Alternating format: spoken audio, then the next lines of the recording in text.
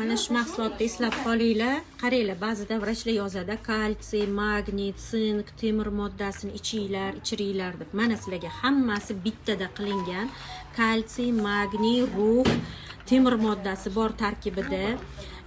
Faol insonlar uchun, aktiv insonlar uchun, sport bilan shug'ullanadi mana farzandlarimiz, sportga boradigan bolalarimizga, chaqaloqlarga mumkin emas, yosh bolalarga mumkin emas, lekin 10 yoshdan boshlab organizmida mana shu jismoniy faol bo'lganlarga hammasiga tavsiya etiladi. Mana 20 talik idishchada maza qilib ichib olasizlar va kun davomida kalsiy, magniy,